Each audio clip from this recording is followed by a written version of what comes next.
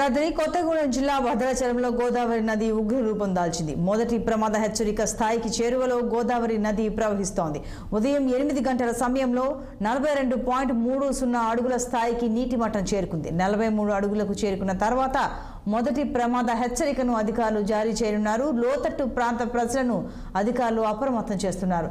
ఎగువన కురుస్తున్న భారీ వర్షాలకు భద్రాచలం వద్ద వరద ఉప్పొంగుతోంది.